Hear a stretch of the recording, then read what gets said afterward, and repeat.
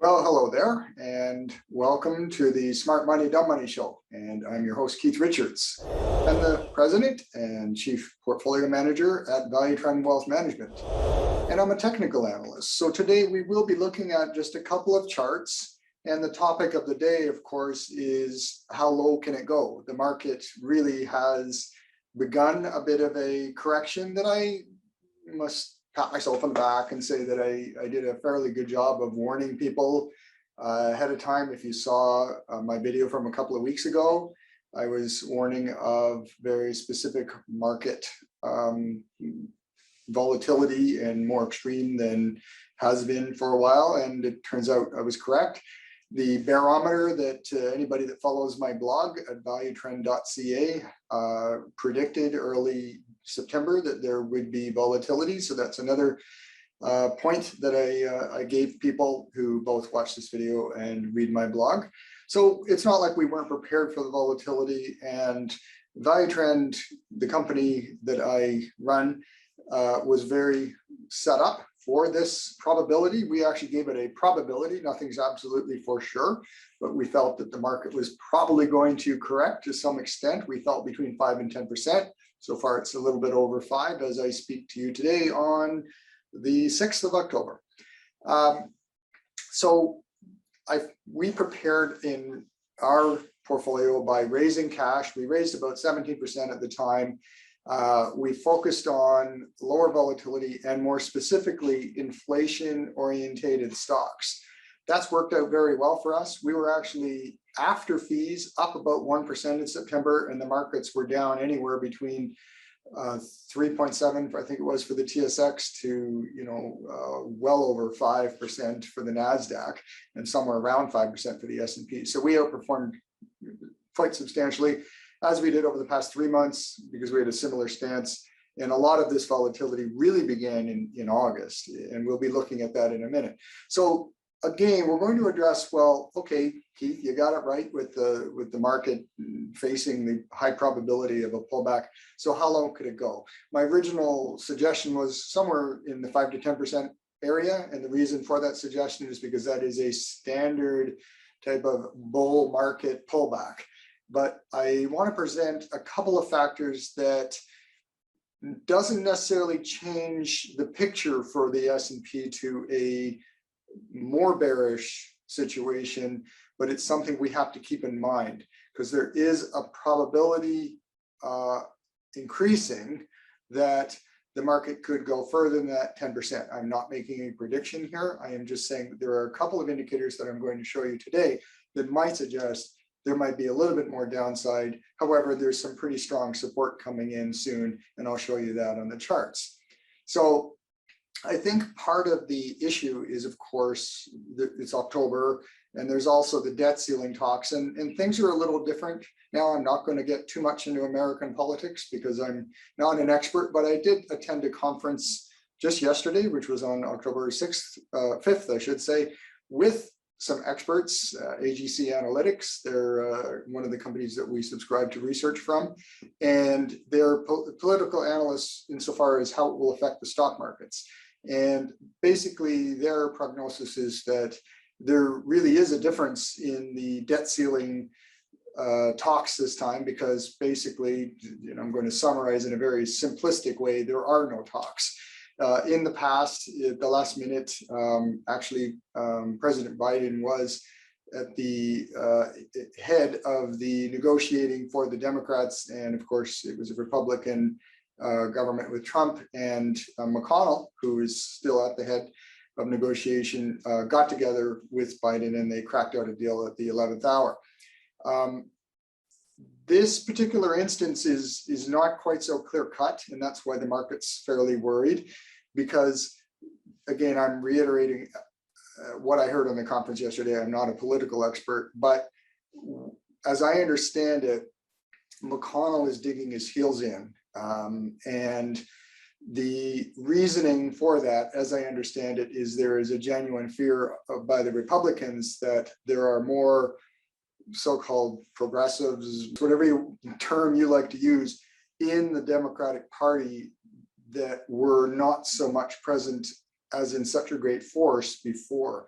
apparently something like 70% of the current Senate is more kind of extreme left leaning rather than middle left. And so with that in mind, there are some sort of more socialistic policies that are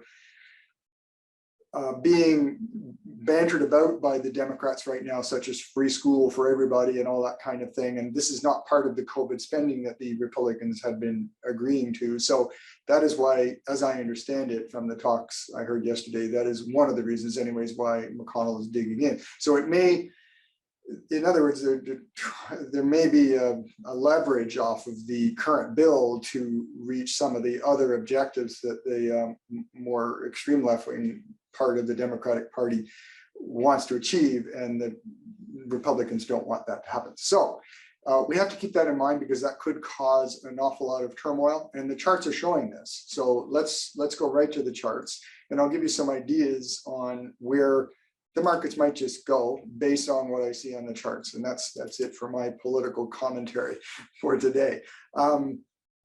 So let's take a look at the daily chart of the S&P 500. This is a line chart, it's not a candlestick chart.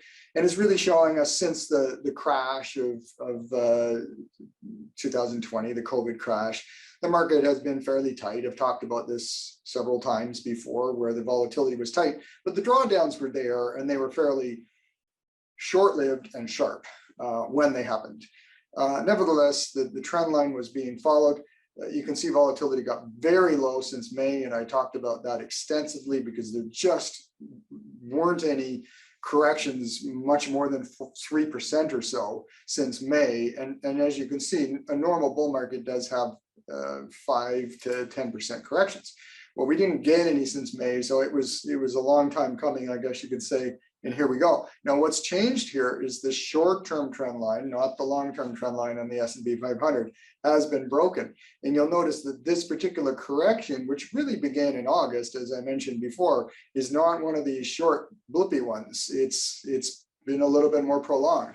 So that is something that we should be paying attention to. And now I want to look at the weekly chart, and there are some factors that I think we really do have to take a look at. Now, let's look at the big picture here. So this is a weekly chart, candles, and what you will notice is that there was some support around 41 to 4,200 in here, and that could be a target that happens to land somewhere near the 200-day, 40-week simple moving average. I think the 200 days, as it says in the chart here, is 41.75, and this is as of the minute I printed this chart up about an hour ago. So the 41.75 in the S&P is at around 4,300. So we could see 100, 125, somewhere around that, to bring us down to that 41 to 4,200 support level. So long as that is held, I would say that the market is pretty healthy. It's been a correction that's been needed, whether it's been a longer than has been seen correction over the past year. It's still pretty healthy. But there are some features that I want you to see, and this is where I'm a little bit concerned. Now, I'm not sounding the alarm for a giant bear market. What I am saying is that there may be factors that weren't there before that could draw this into a longer correction. So I want you to go back to 2018. And as everybody remembers, there was an early correction, the very first part of 2018, after a period of low volatility, very similar to what we've had recently. There was an early correction, but then the market went on to make a higher high by around October. Now, funny enough, October was the beginning of a substantial correction, which ended up really washing out through December of 2018. And many of you will remember that because it was high double digits. It was, I think, very close to 20%. It might have been 17%. Sorry, I don't have the figure in front of me right now, but it was a reasonably good correction. So what you'll see here is that the MACD indicator gave us a signal by diverging. So you see there's a high and there's a higher high. MACD made a lower high. This is called divergence. And we're seeing that again. So that divergence doesn't always, but can lead into a correction. So we're seeing that right now. We're seeing the MACD indicator, it made a high back in May, and the S&P 500 went on to make a higher high, in fact, considerably higher, went from around 4,200 to around 4,500. And instead, the MACD fell reasonably substantially. So what I'm going to suggest is that's a factor that did lead into a, let's call it 17% or so correction back at the end of 2018.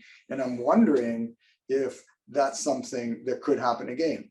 I'm not predicting, because you can't predict, but I think it's something we got to keep our eyes on. And I think the first clue will be if the S&P breaks its support of around 4,100, and if it breaks the 200-day moving average, we are probably in for a more substantial correction.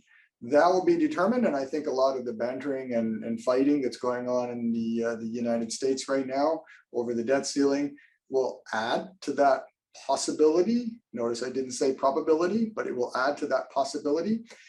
So that's my immediate target, 41 to 4,200, with the caveat that if the 200-day moving average, 40-week moving average is broken, it could get much worse. Let's keep an eye on how the talks go in the United States. What we are doing from a strategy point of view, I'll just go back to stop sharing. We have been legging in. So we held 17% cash and a whole bunch of inflation stocks, like I mentioned at the beginning of the show today, through August and September. And it paid off. As I said, we had a positive return in September. We have formulated a plan that we will step in 3 legs. Now, we do not know what's going to happen. We can only look at the evidence in front of us that there is a good level of support coming up, but there are other factors like the MACD. So given that, we did 1 leg in because we got our 5% correction, which was the lowest amount of correction we were looking for. We were looking for 5 to 10%. So we just legged in our first leg the other day, okay? That's 1/3 of our cash. So we have approximately 11% or so cash, maybe 12% in our equity platform right now. We will be doing another leg, 1/3 of that cash, right around the 18th of this month, somewhere around there. Might be the 20th, might be the 15th, I don't know. But that is when kind of this whole debt ceiling thing comes to a head. And we're going to know sooner or later how that turns out. It could provide an interesting opportunity to leg in again. We shall see. We'll make that judgment as we call it, but we are still holding 2/3 of our cash. And then we will use, whether we do the next installment around the 18th or not, we will see. But whether we do or not, we will only spend the next 1/3. And then the final installment, if you want to call it that, will be made in the traditional seasonal period, which is end of October, first week or so of November. So we're trying to follow a 3-stage leg in to the market. It's as Howard Marks says, you can't predict, but you can prepare. And I hope this video has helped you prepare. Now, I want to just suggest to investors who are used to bull markets and are used to buying the dips and all that sort of thing, that if you're not using a service that has a more quantitative analytical approach that is not buy and hold and is not just relying on a bull market, then you might want to take a serious look at value trend, because if I am correct about what is happening on the markets right now, we are very nimble. We will step back out again if things start to break down, and we know how to do it. We actually, as evidence shows, in 30 years of this business, we actually tend to do very well in volatile markets. We can give you the performance figures if you're ever interested in our long-term numbers. I'm very proud of what we did in the 2008 crash, for example. So give us a call or shoot us an email. We're at info@valuetrend.ca. That email will actually come directly to me. and we can talk to you about your portfolio management. We're happy to do that. And this kind of environment is actually the environment that Value Trend thrives in. We trade, we don't buy and hold. So I hope that helps. And I hope that you too have a plan to deal with the current uncertainty. Thanks for watching.